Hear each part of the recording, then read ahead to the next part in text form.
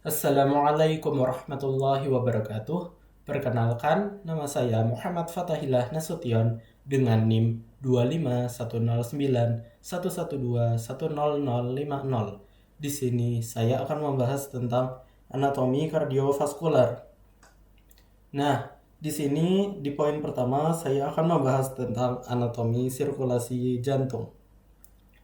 Jantung merupakan organ muskular berongga yang terletak di mediastinum tengah dengan orientasi miring ke kiri dan berfungsi sebagai pompa utama dalam sistem sirkulasi darah yang secara anatomi terbagi menjadi 4 ruang utama. Yang pertama ada atrium kanan, atrium kiri, ventrikel kanan, dan ventrikel kiri. Bisa dilihat di gambar ini. Ini adalah atrium kanan, ini atrium kiri, ini ventrikel kanan, dan ini ventrikel kiri. Nah, ini semua dipisahkan oleh septum interatrial dan interventrikular guna mencegah pencampuran darah oksigenasi dan deoksigenasi, di mana darah vena sistemik yang miskin oksigen masuk ke atrium kanan melalui vena cava superior dan vena cava inferior, serta sinus coronarius. Kemudian melewati katup trikuspid, yang dimana katup trikuspid ini terletak di antara atrium kanan dan ventrikel kanan menuju ventrikel kanan yang akan memompanya melalui katup pulmonal ke arteri pulmonalis menuju paru-paru untuk proses oksigenasi. Setelah itu, darah yang telah kaya akan oksigen kembali lagi ke atrium kiri melalui vena pulmonalis. Dilanjutkan melalui katup mitral menuju ventrikel kiri yang memiliki dinding miokardium paling tebal karena harus menghasilkan tekanan tinggi untuk memompa darah ke seluruh tubuh melalui aorta. Selain itu, jantung juga memiliki lapisan dinding yaitu endokardium, miokardium, dan yang paling luar adalah epikardium, serta disuplai oleh arteri koroner kanan dan kiri yang berasal dari aorta ascendens, di mana sistem sirkulasi ini dibagi menjadi sistem sirkulasi pulmonal dan sistemik yang bekerja secara seri dan terkoordinasi untuk mempertahankan perfusi, jaringan, dan homeostasis tubuh secara keseluruhan. Nah, di sini kita bisa melihatnya, ini adalah atrium kanan, ini adalah ventrikel kanan, ini adalah arteri aorta, dan ini ada ini adalah arteri pulmonal, mohon maaf, dan ini arteri aorta, ini atrium kiri, dan ini ventrikel kiri. Lalu seperti yang saya sebutkan tadi, di bagian kiri ini dindingnya lebih tebal karena dia menghasilkan tekanan yang diperlukan lebih banyak. Sementara itu yang di kanan itu lebih tipis. Nah, di antara dua ini ada dua katup dan duanya lagi di sini. Ini adalah katup trikuspid. Katup trikuspid ini membatasi antara atrium kanan dan ventrikel kanan. Lalu ada bikuspid atau mitral, yang dimana bikuspid ini membatasi atrium kiri dan ventrikel kiri. Lalu kita bisa melihat ada katup aorta. Di sini katup aorta ini membatasi ventrikel kiri dan aorta. Dan di sini ada juga katup yang dimana kita bisa namakan dengan katup pulmonalis, katup pulmonal, yang dimana katup ini membatasi antara ventrikel kanan dan arteri pulmonalis. Baik, berikutnya kita akan lanjut ke poin yang kedua. Nah, poin kedua ini kita akan membahas tentang patofisiologi gagal jantung kanan dan kiri. Gagal jantung merupakan sindrom klinis yang kompleks yang ditandai oleh ketidakmampuan jantung dalam mempertahankan curah jantung yang adekuat untuk memenuhi kebutuhan metabolik jaringan atau hanya mampu melakukannya dengan peningkatan tekanan pengisian, di mana pada gagal jantung kiri terjadi disfungsi ventrikel kiri, baik secara sistolik atau penurunan kontraktilitas maupun diastolik atau gangguan relaksasi yang menyebabkan peningkatan tekanan di atrium kiri dan vena pulmonalis sehingga memicu kongesti paru dan edema alveolar yang berujung pada gangguan pertukaran gas. Sedangkan pada gagal jantung kanan terjadi peningkatan tekanan vena sistemik akibat ketidakmampuan ventrikel kanan memompa darah ke sirkulasi pulmonal yang dapat disebabkan oleh gagal jantung kiri atau penyakit paru kronis atau cor pulmonal sehingga menimbulkan manifestasi seperti edema perifer, hepatomegali, dan asites.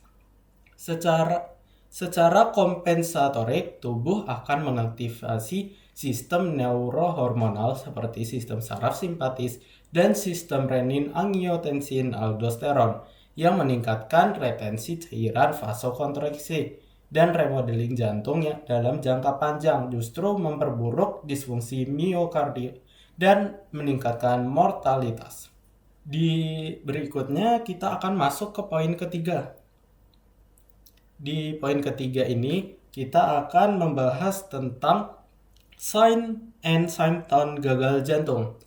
Manifestasi klinis gagal jantung mencerminkan gangguan hemodinamik dan kongesti yang terjadi, di mana pada gagal jantung kiri pasien sering mengalami dyspnea akibat peningkatan tekanan kapiler paru yang menyebabkan transduksi cairan ke alveoli disertai dengan artopenia dan paroksimal nocturnal dyspnea akibat redistribusi cairan saat berbaring, serta ditemukannya ronggi basah pada auskultasi. Sedangkan pada gagal jantung kanan terjadi peningkatan tekanan vena sistemik yang menyebabkan edema perifer terutama di ekstremitas bawah, distensi vena jugularis, hematomegali kongestif, dan asites. Selain itu, pasien juga dapat mengalami kelelahan kronis akibat penurunan perfusi jaringan, takikardia, sebagai bentuk kompensasi, serta penurunan toleransi aktivitas, sehingga kombinasi gejala ini penting dalam menegakkan diagnosis serta menentukan derajat keparahan penyakitnya. Baik, kita akan masuk ke poin yang keempat. Nah, di poin yang keempat ini kita akan membahas tentang mekanisme terbentuknya suara jantung. Nah, suara jantung merupakan fenomena akustik yang dihasilkan oleh getaran struktur jantung akibat perubahan tekanan dan aliran darah selama siklus jantung, di mana bunyi S1 terjadi akibat penutupan katup atrioventrikular, yaitu mitral dan trikuspid tadi. Nah, di sini saya akan mengulang saja. Mitral itu adalah katup yang membatasi ventrikel kiri dan atrium kiri, sementara trikuspid membatasi atrium kanan dan ventrikel kanan. Nah, balik lagi pada awal sistol ventrikel yang menandai dimulainya fase kontraksi. Sedangkan bunyi S2 dihasilkan oleh penutupan katup semilunar, yaitu aorta dan pulmonal, pada akhir sistol yang menandai awal diastol. Selain itu, terdapat bunyi tambahan seperti S3 yang berhubungan dengan pengisian ventrikel cepat pada fase awal diastol dan sering dikaitkan dengan kondisi overload volume seperti gagal jantung, serta S4 yang terjadi akibat kontraksi atrium terhadap ventrikel yang kaku dan kurang compliance. Mekanisme ini dipengaruhi oleh elastisitas katup, kecepatan aliran darah, dan kondisi hemodinamik jantung secara keseluruhan. Nah, bisa dilihat di sini jika tadi ada S1 dan S2. S1 itu bisa dibilang oleh loop dan S2 itu bisa dikatakan dengan loop. S1 tadi adalah penutupan katup semilunar, yaitu dua katup ini yang sudah kita bahas di poin pertama. Nah, katup semilunar ini yaitu adalah penutupan katup trikuspid dan bikuspid atau mitral. Katup yang membatasi ventrikel kanan dan ventrikel kiri, yaitu bikuspid tadi. Terus katup trikuspid adalah katup yang membatasi atrium kanan dan ventrikel kanan, sedangkan yang bikuspid tadi adalah yang membatasi atrium kiri dan ventrikel kiri. Kenapa dikatakan trikuspid?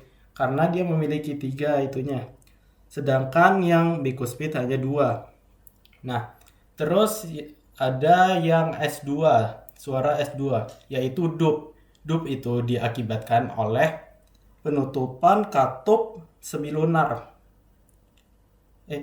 Penutupan katup semilunar, yaitu katup aorta dan pulmonal. Katup aorta itu yang membatasi ventrikel kiri dan aorta, sedangkan yang pulmonal ini membatasi ventrikel kanan dan arteri pulmonalis. Mungkin mohon maaf, tadi namanya itu adalah katup atrioventrikular, yang katup mitral dan trikuspid tadi. Sementara yang semilunar yang aorta pulmonal. Mungkin itu saja. Mungkin kita akan lanjut ke poin selanjutnya.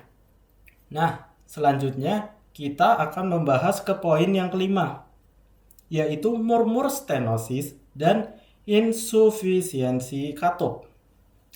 Murmur jantung merupakan suara tambahan yang timbul akibat aliran darah turbulen yang biasanya disebabkan oleh kelainan struktural atau fungsional katup jantung, di mana pada stenosis katup terjadi penyempitan lumen sehingga meningkatkan resistensi aliran dan menghasilkan murmur saat darah dipaksa melewati katup sempit. Nah, contohnya stenosis aorta, yang dimana ini menghasilkan murmur systolic ejection, sedangkan pada insufisiensi atau regurgitasi katup terjadi inkompetensi penutupan katup yang menyebabkan aliran balik darah, seperti pada regurgitasi mitral yang menghasilkan murmur holosystolik. Karakteristik darah seperti pada regurgitasi mitral.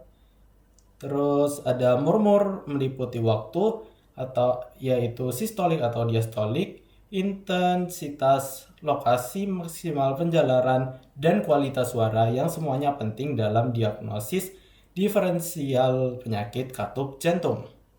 Selanjutnya kita akan lanjut ke poin yang keenam.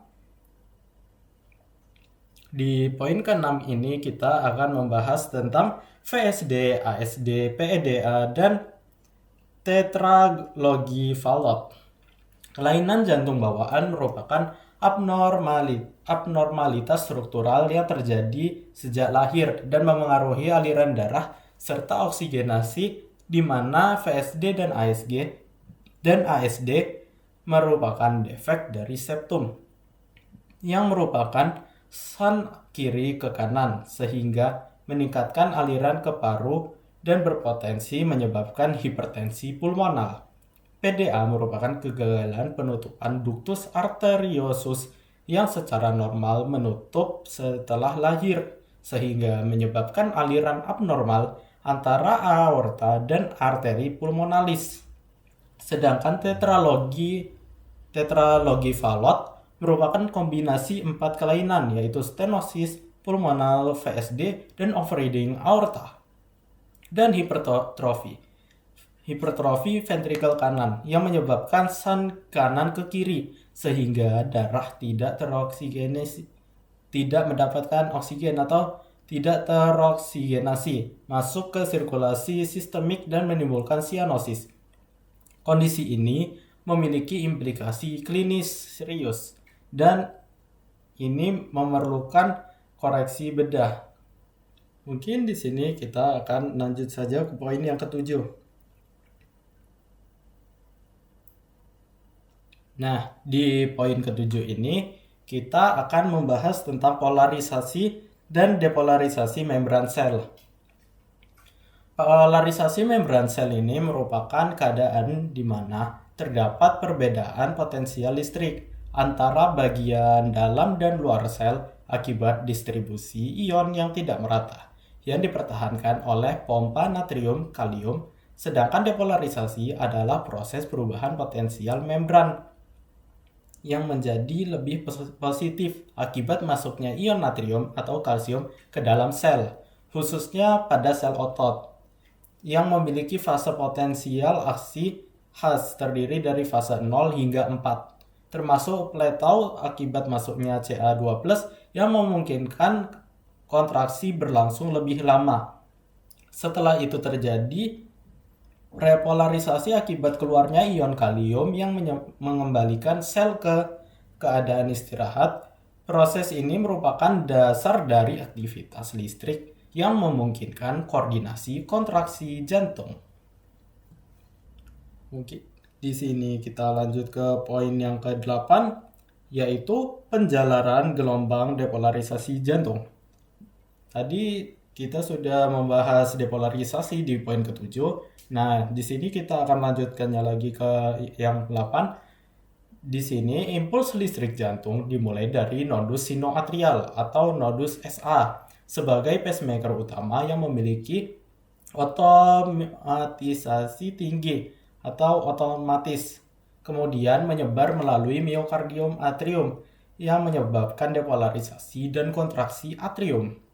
Impuls mencapai nodus atrioventrikular atau nodus AV yang memberikan delay fisiologis untuk mematikan pengisian ventrikel optimal. Selanjutnya, impuls diteruskan melalui berkas His, cabang kanan dan kiri, serta serabut Purkinje atau miokardium.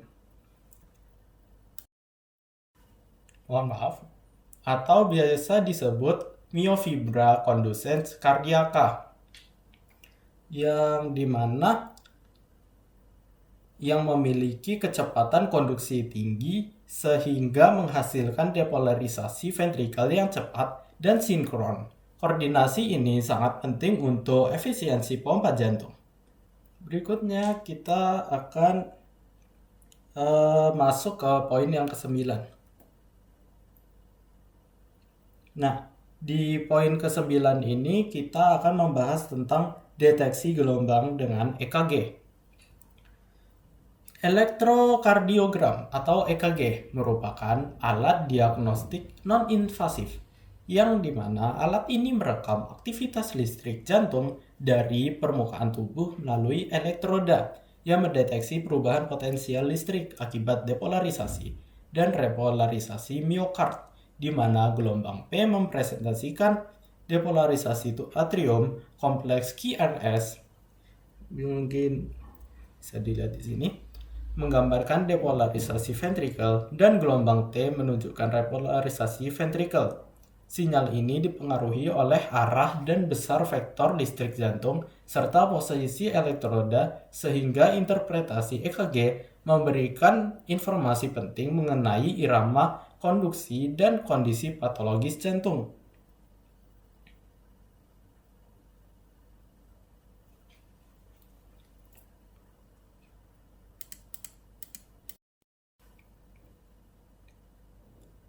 Mungkin selanjutnya kita lanjut ke poin yang ke-10.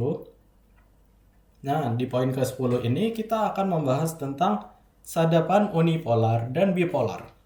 Sadapan EKG terdiri dari sistem bipolar yang mengukur perbedaan potensial antara dua elektroda seperti pada sadapan 1, 2, dan 3 yang membentuk segitiga Eindhoven, serta sistem unipolar yang mengukur potensial listrik relatif terhadap elektroda referensi seperti AVR, AVL, dan AVF, dan sadapan prekordial V1 hingga V6 yang ditempatkan di dinding dada. Kombinasi kedua sistem ini memberikan gambaran 3 dimensi aktivitas listrik pada jantung dari berbagai sudut, sehingga memungkinkan lokalisasi kelainan secara lebih akurat.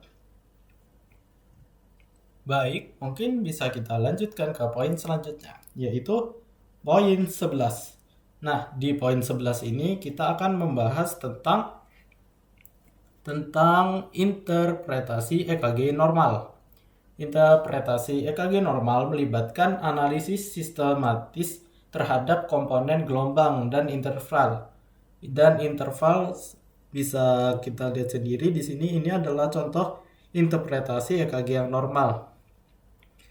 Termasuk gelombang P yang harus teratur dan konsisten. Interval PR mencerminkan konduksi AV. Kompleks GRS yang sempit menandakan depolarisasi ventrikel normal, serta gelombang T yang menunjukkan repolarisasi. Selain itu, perlu dinilai juga frekuensi jantung, irama sinus, sumbu listrik, serta interval QT yang berkaitan dengan risiko aritmia. Sehingga interpretasi ini memerlukan pemahaman integratif antara fisiologi dan elektrofisiologi pada jantung. Nah, mungkin setelah ini kita masuk ke poin yang terakhir, yaitu kebalikan dari yang tadi. Di sini ada gelombang EKG tidak normal. Bisa dilihat di sini. Kelainan pada EKG dapat mencerminkan berbagai gangguan seperti aritmia, iskemia, infark miokard, dan gangguan elektrolit di mana elevasi segmen ST menunjukkan cedera miokard akut seperti infark. Depresi ST mengindikasikan iskemia. Kompleks QRS yang melebar dapat menunjukkan blok cabang berkas. Tidak adanya gelombang P dapat menandakan fibrilasi atrium, serta perubahan gelombang T dapat berkaitan dengan gangguan repolarisasi atau ketidakseimbangan elektrolit, sehingga interpretasi EKG abnormal sangat penting dalam diagnosis cepat dan penata laksanaan pasien kardiovaskular. Mungkin bisa kita lihat di sini contohnya. Ini adalah contoh gelombang EKG yang tidak normal. Nah, baik. Mungkin itu saja dari saya. Mohon maaf jika saya ada kesalahan. Wassalamualaikum warahmatullahi wabarakatuh.